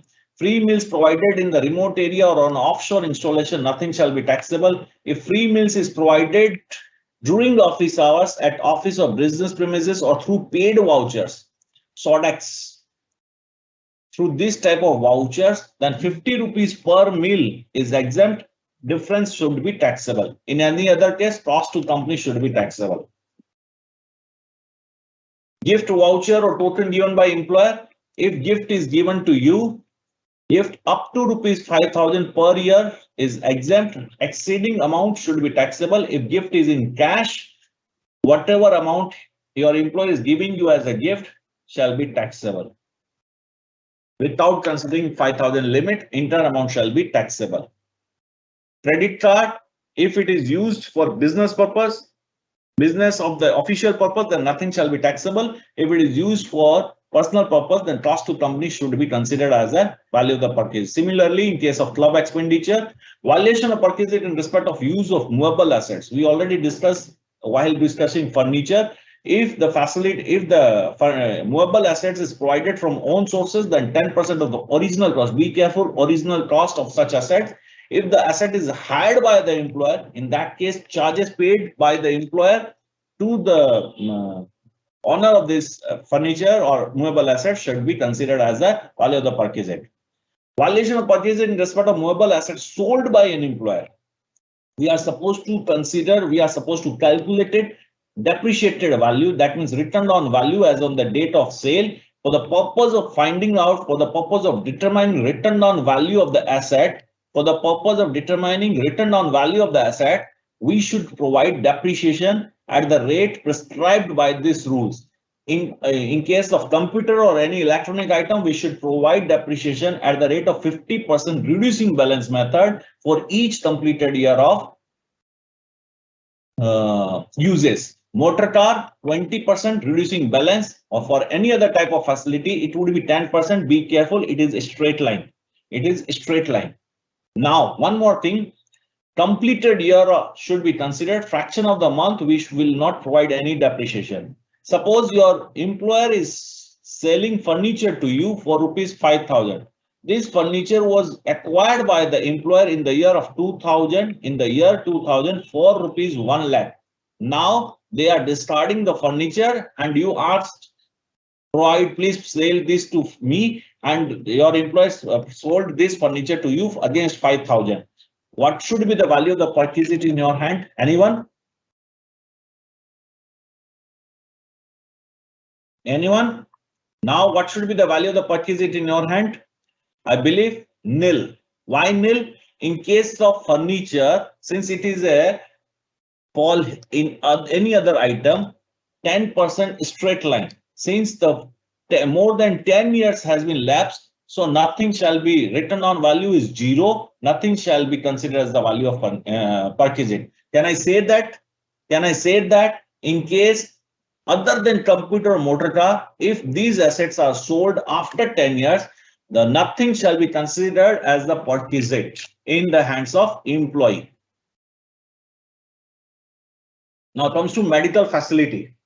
In case of medical facility, if the medical facility is provided to the employee or his family in a hospital, clinic, dispensary, which is maintained by the employer, it is fully exempt. Reimbursement of medical bill, if the facility is provided in any government hospital or any hospital which is approved by the government, then it is fully exempt. In case some prescribed disease, if the facility is provided in some other hospital and it is reimbursed by your employer, fully exempt. Group medical insurance, fully exempt. Be careful, this one. Reimbursement of medical bill of the employee on account of COVID-19, subject to certain restriction, fully exempt.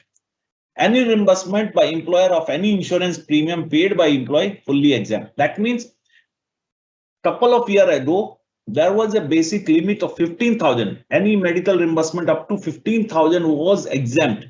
That is no more. That is not available. That means suppose your employer reimburses rupees 17,500 to you against your daily medical expenses.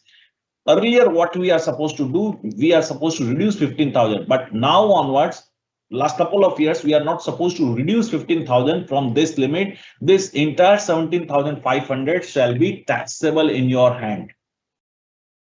If medical facility is provided outside India, in this type of facility, there are 3 facilities your employer is providing. Number 1, medical expenditure. Number 2, cost of stay of 1 patient plus 1 caretaker. And number 3, cost of travel. Patient plus 1 caretaker. Up to permission of RBI, whatever amount your employer is reimbursing, it is available as a deduction. Cost of travel, if your gross total income excluding this facility does not exceed 2 lakh, then cost of travel should be also exempted. Otherwise, cost of travel facility provided by your employer shall be fully taxable. Leave travel concession. Again, after COVID, this is again alive. You are supposed to, your employer is providing you leave travel concession. In that situation, whatever expenditure, whatever reimbursement you are getting, you will get exemption out of the block of 4 years. For 2 times, you are eligible for leave travel concession. Whatever the reimbursement of traveling cost is given to you shall be exempted subject to certain restriction. Number 1 restriction, journey should be performed. That means if you are not performed any journey during this period and you got leave encashment, leave travel concession, that amount should be fully taxable. Number 2, you should travel within India only. If you go abroad, then it is not covered by this exemption. The traveling, the journey should be within India only. Okay, within India, and journey should be from the place of origin to the farthest point and by shortest route. It should not be in this circuitous way. In this situation, farthest place, shortest route, cost of traveling should be available as a deduction. Employer may or may not be citizen of India. Stay cost is not considered under this section. Only traveling expenditure should be considered under this section. The limit is there. If you are travel through air, then air economy class fare of shortest route is available. Up to this level, your employer is reimbursing your traveling expenditure. It is available as deduction. If the travel is, if the journey is performed through rail, then AC first class fare is available up to available as exemption. If the place of origin and destination is connected by rail, but the journey is not performed by any other mode of transport, then also AC first class fare is available. Up to AC first class fare is available as exemption. If place of origin and destination is not connected by rail, but it is well connected by public transport system, then the fare of first class or deluxe class fare is available as a deduction. If the public transport system does not exist, then try to understand the kilometer between the kilometer traveled by you. What should be the fare of this much traveling by AC first class railway should be treated as an exemption. We know that out of 4 calendar years, the block of 4 calendar years, 2 journey is exempted, remaining is taxable. The block should be the relevant block for your examination may be January 22 to December 25. Carried forward facility. If you fails to perform any journey during the last block, then max to max 1 journey you can carry forward to the next block, provided this journey should be performed in the first year of the next block. Then only this carry forward facility will work. That means in this type of situation, 1 in the first year of the next block plus 2 in remaining 3 years. That means altogether 3 journey will be available as exemption to you. Family here include spouse and children, as well as parents, brother or sister who are mainly dependent on him. Spouse or children, dependent or not dependent, hardly matter. There are number of restriction on number of children. Any 2 kids born on or after 1st October 1998 should be considered for this exemption. Any kids born before this date, any number of kids shall be considered, but after this particular date, 2 kids should be considered. However, the children who are born out of multiple birth after the first child, all will be treated as 1 child only. Now comes to Provident Fund. There are 4 types of Provident Funds are there. Out of this, Public Provident Fund is nothing to do with salary. There are 3 types of Provident Fund which we are supposed to discuss in salary chapter: Statutory Provident Fund, Recognized Provident Fund, and Unrecognized Provident Fund. Employer contribution to Statutory Provident Fund is not taxable. You are eligible for 80C deduction if on this employee's contribution. Interest amount is not taxable. Lump sum withdrawal is exempt under section 1011, but there are certain cases when it is taxable. Please refer section 1011. In case of RPF, 12% of salary should be exempt. Contribution up to 12% of salary is exempt. More than this shall be taxable. your contribution should be eligible as deduction under section 80C. Interest up to 9.5% is exempt. Excess interest shall be taxable as salary. Lump sum withdrawal after 5 years of your employment or in certain situation even before 5 years is exempt under section 10, 12. However, there are certain circumstances where the amount should be taxable. In case of unrecognized provident fund, your employer contribution should not be taxable. You are not eligible for deduction under section 80C. Interest is taxable. Interest is not taxable. However, when you got the money from unrecognized provident fund, it should be taxable. Taxable in this way. Employer contribution should be taxable as salary. Employee's contribution. This is your money, not taxable again. Interest on employer contribution shall be taxable as salary, and interest on your contribution should be taxable as income from other sources.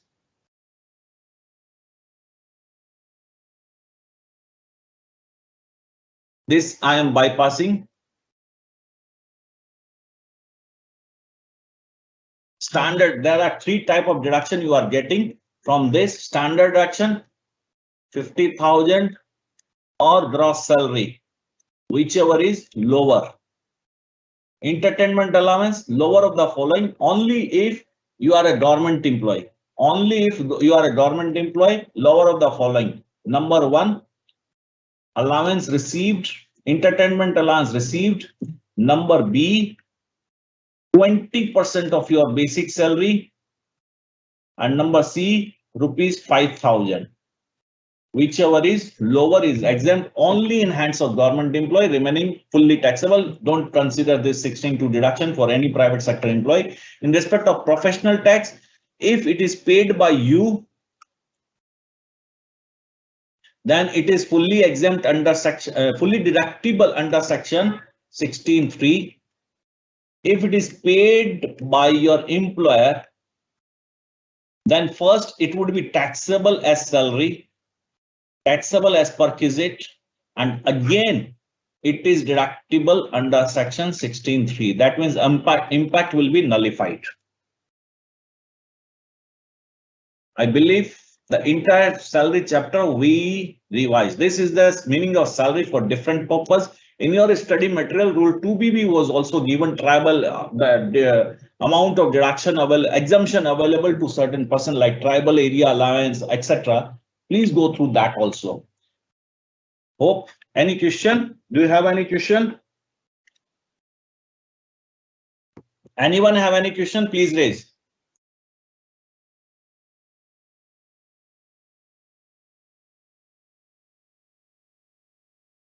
And join that Telegram channel. I give some certain instructions. Then for your query, we will make a platform. Any query from this session?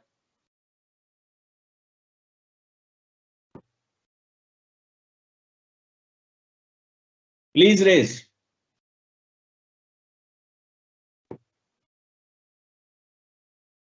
Though it is from very jet speed, I do, but I don't have any other choice. I'm supposed to complete the chapter.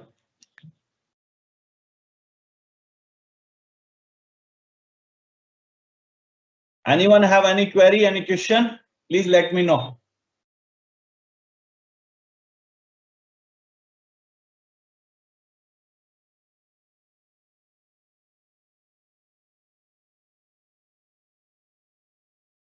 No one have any query?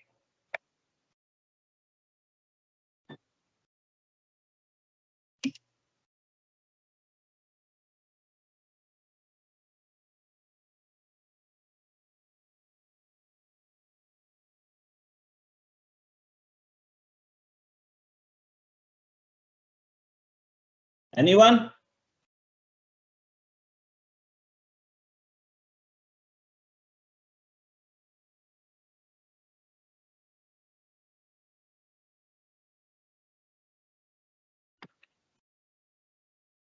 Do forms part of retirement. What is this? Okay, regarding for DA, DNS allowance. If DA forming part of retirement is mentioned in the illustration, in that means DA itself is fully taxable. But for the purpose of calculating this salary for gratuity, salary for leave encashment, salary for rent-free accommodation, salary for voluntary retirement, or any other way. Wherever you want to compute, consider certain percentage of salary, or you are supposed to require to compute salary for different part of the chapter. From that, you should avoid DA, which does not form part of retirement benefit. For example, if you are getting a DA of rupees 10,000 per month, out of this 4,000 does not form part of retirement benefits. That denotes 1,20,000 should be taxable as a DA. But for the purpose of computing salary, for the purpose of rent-free accommodation, for the purpose of leave encashment, for the purpose of voluntary retirement, wherever it is mentioned, the basic plus DA plus commission is mentioned, this DA means only 4,000 per month, the forming part of retirement benefit. I'm repeating again, the DA itself, whether forming part of retirement benefit or not forming part of retirement benefit, is fully taxable. But in case where what is the importance of this forming part of retirement benefit or not forming part of retirement benefit? If does not forming part of retirement benefit, then for the purpose of computing salary for different purpose, you should not consider DA which does not forming part of retirement benefits. Clear?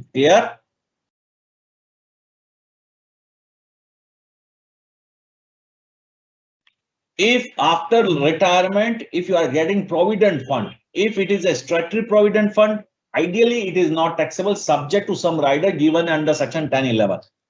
In case of recognized provident fund, if you are retiring after 5 years, then it is not taxable at all subject to certain rider given under section 1012.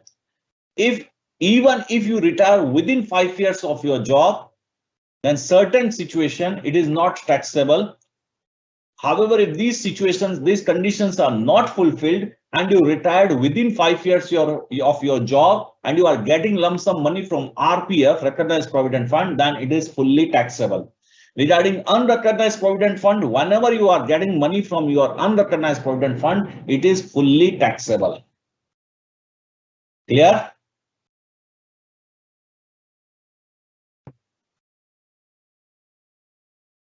Which one? How much will be the percentage? Any statutory limit for this, sir? What is the for which limit you are asking? Which limit you are asking?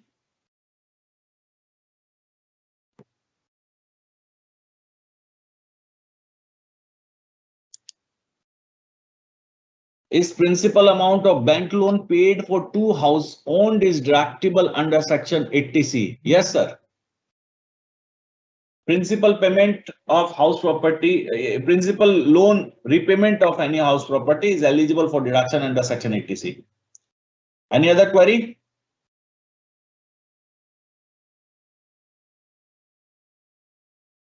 Hopefully it is clear to all. Shall I leave? Please join the Telegram channel. We'll provide certain more information and we will share the information between us.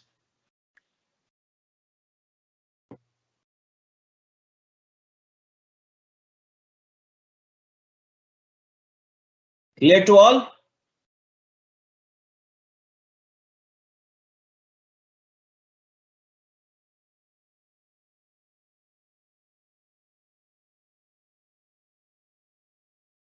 Thank you.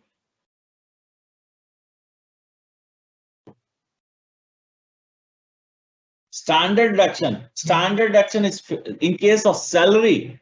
Standard deduction is 50,000 or gross salary, whichever is lower.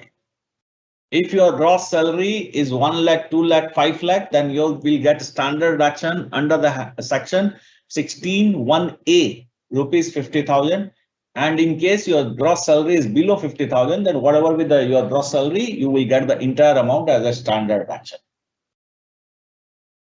under section 16(1)(a). Taxation underscore Vikas underscore Mundra.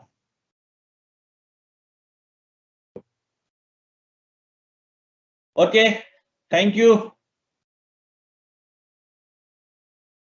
Thank you, sir. Thank you, sir.